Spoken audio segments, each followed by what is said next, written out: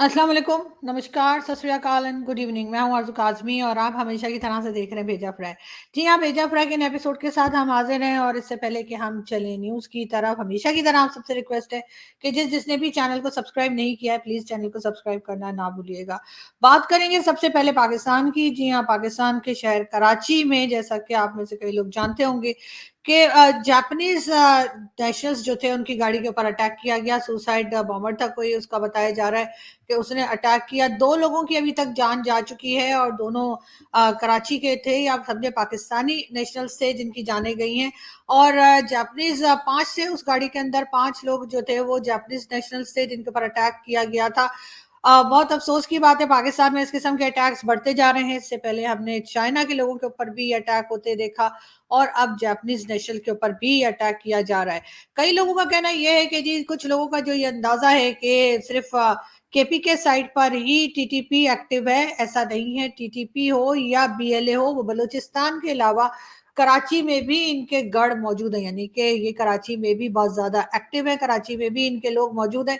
वरना बहुत अजीब सी बात है कि सुबह 6 बजे ये अटैक किया गया कराची में और ये कैसे लोगों को पता लगा कि ये गाड़ी कहाँ से निकली है, कहाँ की तरफ जा रही है, कहाँ पहुंचेगी। लेकिन बहरहाल ये अफसोसनाक वाकया आज सुबह को हुआ है और उसमें कई लोग अभी जख्मी हैं और 2 लोगों की अभी तक जैसे मैंने बताया जान जा चुकी है। इससे पहले चाइनीज इंजीनियर्स के ऊपर भी अटैक किया गया था और वो भी आप लोग जानते हैं। अब पंजाब गवर्नमेंट की तरफ से जी ये कहा गया है कि जो चाइनीज़ हैं, ख़ास तौर पे चाइनीज़ इंजीनियर्स और चाइनीज़ वर्कर्स के लिए बुलेट प्रूफ गाड़ी जो है वो ऑर्डर करी जाएगी और उनके लिए बुलेट प्रूफ कार्स का इंतज़ाम किया जाएगा ताकि वो हिफ़ाज़त से जहाँ भी जाना चाहें जा सकें।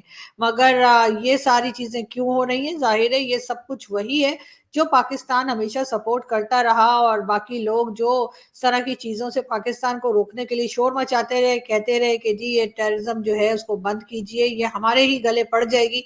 तो आज हम वही कुछ होता हुआ देख रहे हैं। बहुत अफ़सोसनाक वाक़यात हैं, लेकिन बहरहाल पाकिस्तान की एजेंसीज़, पाकिस्तान के लोगों को, पाकिस्तान के पॉलिटिशियंस को उसके ऊपर बहुत सख्ती से काम करना पड़ेगा, तभी ये चीज़ें जो हैं वो रुक पाएँगी, वरना ये हमें रुकती हुई दिखाई नहीं दे रही।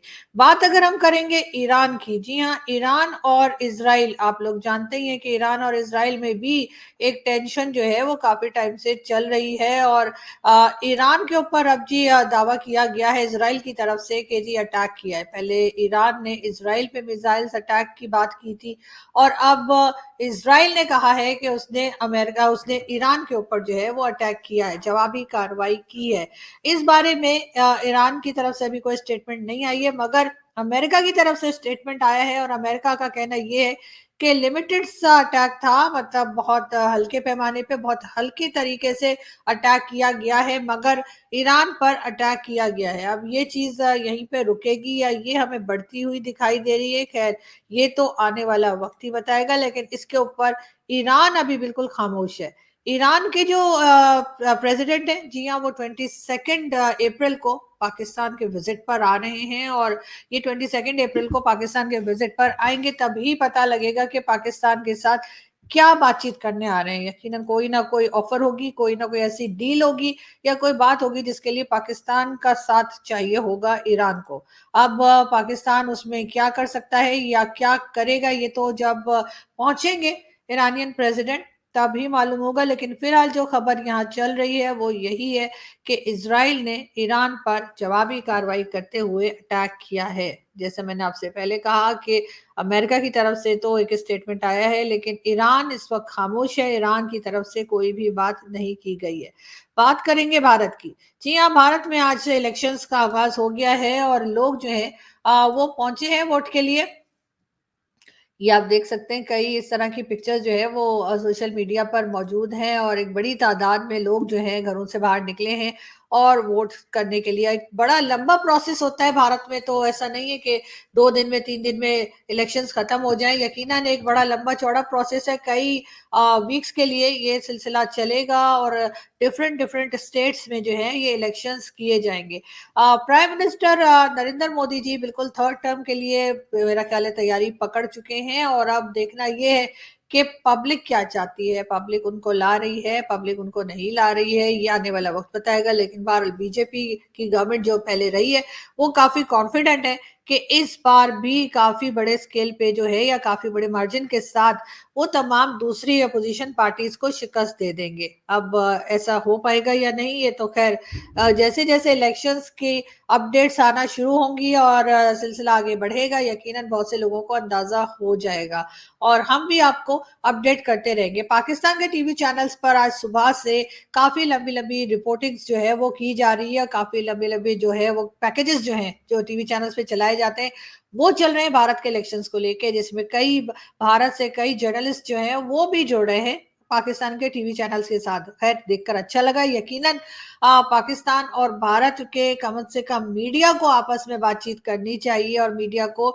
एक दूसरे के यहाँ जो भी इवेंट्स हो रहे हैं उसको ज़रूर कवर करना चाहिए। भारत तो ख़ैर अक्सर करता है जब पाकिस्तान में इलेक्शंस हो या कुछ भी हो, भारत का मीडिया उस चीज़ को हाइलाइट करते हैं और उसके बारे में बात भी करते हैं, डिबेट्स भी होती हैं। पाकिस्तान में ये सिलसिला ज़रा कम होता है, लेकिन इस वक़्त इलेक्शन क्योंकि एक बहुत इम्पोर्टेंट चीज़ है, ज़ाहिर है इलेक्शन एक बहुत इम्पोर्टेंट इवेंट है, जो कि भारत में आज से स्टार्ट हुआ है, तो उसके ऊपर पाकिस्तान के टीवी चैनल्स, पाकिस्तान का मेन स्ट्रीम मीडिया जो है, वो ख़ास कवरेज दे रहा है इसको और जो कि देनी भी चाहिए। खैर इस पे तो अभी बहुत दिन है, हम आपको आहिस्ता-आहिस्ता अपडेट देते रहेंगे, जैसे-जैसे हमारे पास कोई अपडेट आएगी तो डेफ़िनेटली हमारे पास पाकिस्तान से भी और भारत से भी कई गेस्ट जुड़ेंगे जो आपको इस बारे में मज़ीद आगे डिटेल्स भी बताते रहेंगे।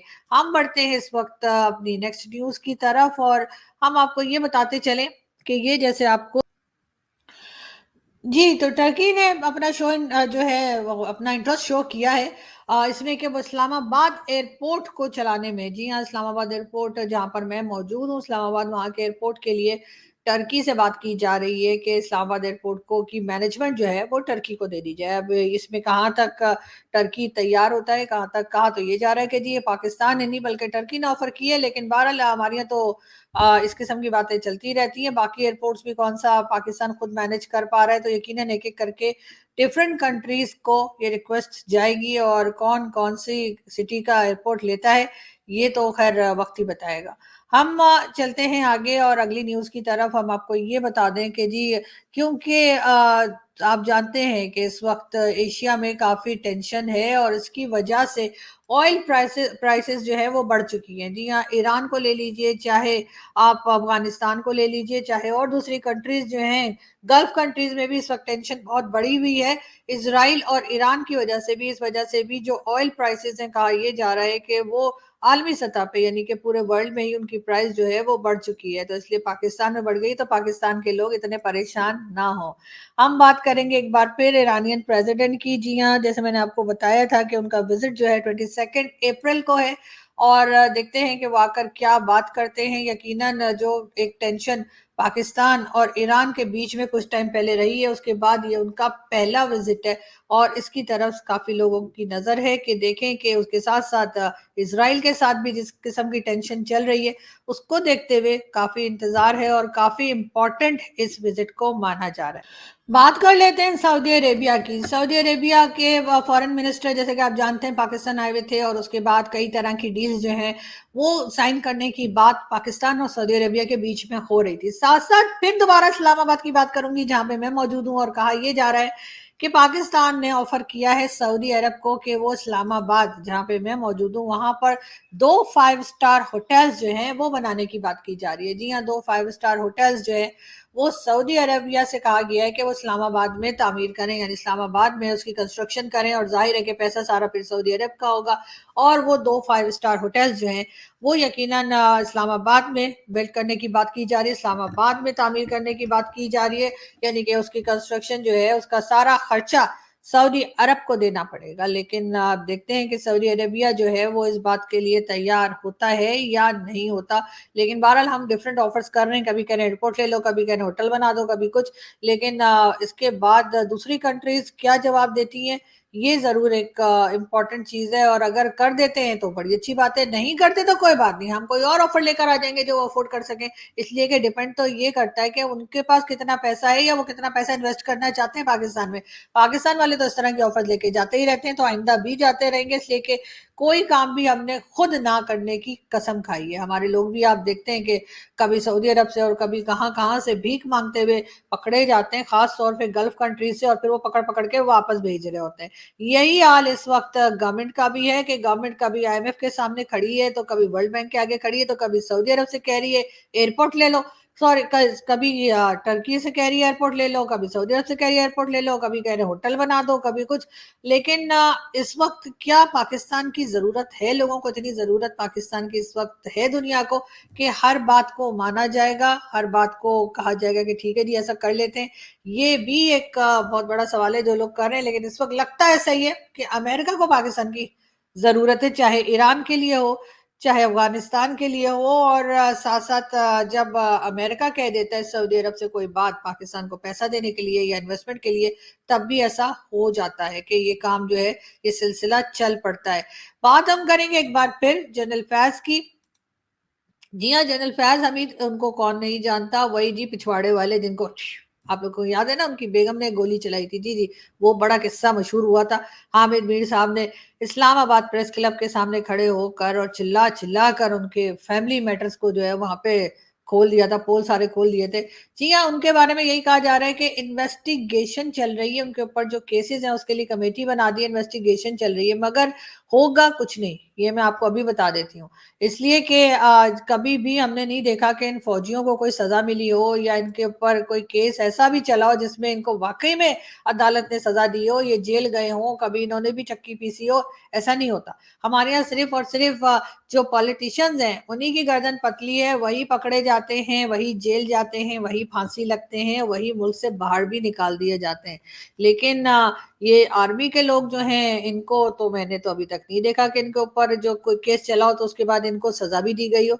हमने देखा जनरल परवेज मुशर्रफ के ऊपर केसेस चले, मगर उनको दुबई भेज दिया गया। वो पूरी लाइफ अपनी दुबई में गुजार कर और वहीं पे उनकी डेथ हुई, उसके बाद उनको पाकिस्तान लाकर और दफना दिया गया। इसी तरीके से चाहे कोई भी डिक्टेटर हो, पाकिस्तान बनने से लेकर आज तक किसी को सजा नहीं हुई। कई लोगों का नाम लिया जाता है जिसमें आसिम सलीम बाजवा भी हैं और कई दूसरे हाई क्लास कह लीजिए कि बड़े बड़े जनरल जो हमारे हैं, उनमें से कई लोगों के ऊपर जो है करप्शन के केसेस बनाने की बात की गई, इल्जामात लगे, सबूत भी दिए गए, लेकिन उसके बाद हुआ क्या? कुछ नहीं, वो चले गए। ये लोग कहीं भी जाकर आइलैंड ले लेते हैं, बड़े बड़े कॉर्नर के प्लॉट ले लेते हैं, कोई लंदन में, कोई कनाडा में, कोई अमेरिका में अपने अपार्टमेंट्स और घर खरीद लेते हैं, फैमिलीज वहां ले जाते हैं। इनके ऊपर किसी किस्म की कोई कार्रवाई पाकिस्तान में तो क्या दुनिया में कहीं नहीं होती।